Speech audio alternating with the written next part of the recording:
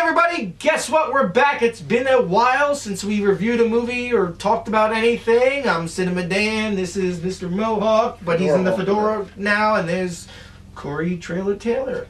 That's right. So we're going to talk about the movie that was actually this time of year came out, the Christmas Chronicles with Kurt Russell, which I think is kind of amazing as far as what happened with the movie. It was the first day, I believe it was the first day, it got 20 million views. It might have been the weekend, but I think it was the first day. Right.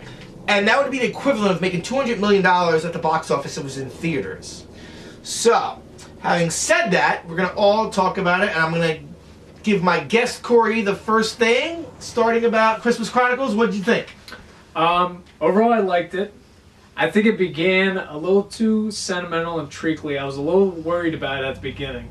It felt a little too wholesome, a little too hallmarky. Once I seen that. Yeah, Missed the trailer, you know. It is a Christmas movie. I actually did see true. that. But once Kurt Russell comes into the picture, oh god, yeah. I think that's where it hits its stride. Yeah. He makes the whole movie. Absolutely. And I think this will go down as a Christmas classic for generations in the future. Right. This is something you'd watch again. Without doubt. It has. Now, what you said when you go in the beginning, a little too wholesome, but now it makes sense after you see the whole movie because you have the wholesomeness, which is the holiday season, and then it has the I don't want to say craziness, but it goes on a whole nother tangent. Right. And it's like the perfect recipe for like a soup or something. Like it has the wholesomeness, it has the comedy, has rock and roll in it. Right. And overall, like you said, Kurt Russell, man, I think this is one of the best Santa Clauses I've seen. Like as far as I couldn't see this being portrayed by anybody else. Like you had Tim Allen do like the Santa Claus, which is a good Santa Claus movie. Right. But this is like an edgier. Right. Like I was thinking during the car chase scene. It's Kurt Russell at its most unhinged when he's laughing maniacally as he's driving the car from the police. Yeah. I was like, nobody else could do this but Kurt Russell. It's like it was like a little clip from like what was it called, the Tarantino one when he did Death Proof. Death Proof. It was like it was like him in Death Proof as Santa Claus for a second. Right. Yeah. Exactly. I love what they did. Stuntman Mike. Yes. I love the slight new take they have on like Santa's coat. It was almost like something like that Kurt Russell would wear if he was Santa Claus. Right. Like his coat was cool. He's the hippest Santa Claus. Yeah. It's like what we were talking about earlier about Superman 3 where he's the bad Superman. He has like the dark Superman outfit. Right. It's like the dark Santa Claus outfit. But not as evil, but it's like cooler. Dark, it's like cooler, It was cool. Yeah, because I'm sorry, I thought the Superman 3 outfit was cool. Like a little leathery look to it. Yeah, absolutely. Weirdly enough, even as disarmingly funny as he is, he plays the role in a kind of a Jack Burton type role. Yeah. And insofar as he's naive and clueless, like when he walks into the restaurant, he's asking people for their car. Yeah.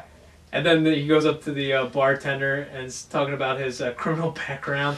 Yeah. And also what's great is there is like a serious, like dramatic, like realistic thing to the film in the sense where people would be like, dude, you're not Santa Claus. Like, really? Like, come on. Like if a guy came in here and said, hey, I'm Santa. Like, all right, you're a nut job. Right. Like, it's... Yeah, but it does well balancing the whimsy with the suspension of disbelief. Yes. Oh, and here's another thing. We didn't even talk about this.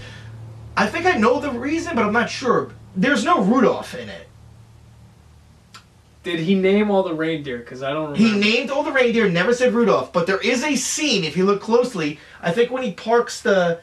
Did he park the sleigh? He parks something, and it's next to a Rudolph cutout sign. So they do homage to Rudolph, but I think it makes sense. It would be weird to have, like...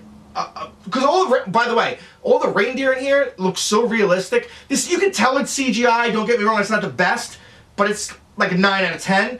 But I think it would have been weird to have a reindeer, like, because it's actual, like, reindeer animals with the red nose. I think it'd be weird. Right. Yeah. But they do homage. He does something, I forget the scene, but he does something, it puts it next to a Rudolph sign, which I think is really cool.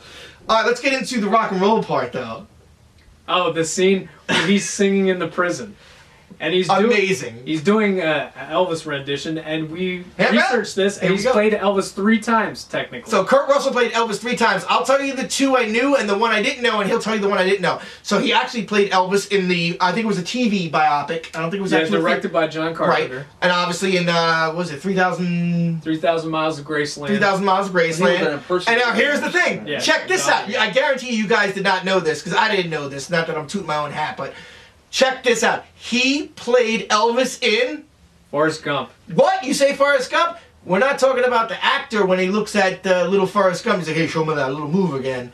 What did he do? He was the voice cameo. He was the voice cameo. God damn it, Kurt Russell could do everything. He's Snake Plissken, he's Jack Burton, and now he's freaking Santa Claus. So anyway. There's also a great cameo at the end of the movie. Oh, we want to ruin anything? There is a great cameo at the end of the movie. It's fantastic, actually. Yeah. But this is a movie you can watch with your whole family over and over again. And I loved it. I loved it. I give it thumbs up. And I give it a B plus. And a B plus. I give it an A plus because what it was is what it delivered. It's nothing more than that. It's not going to change anyone's life, but it's going to be something I think you'd watch again and again and again. And it's a fun time, especially this holiday season. So hey, Merry Christmas, everybody! And Cinema Dan, don't take my word for it. Trust the beard. Trust the Fedora Hawk. Corey Trailer Taylor signing out. Yeah.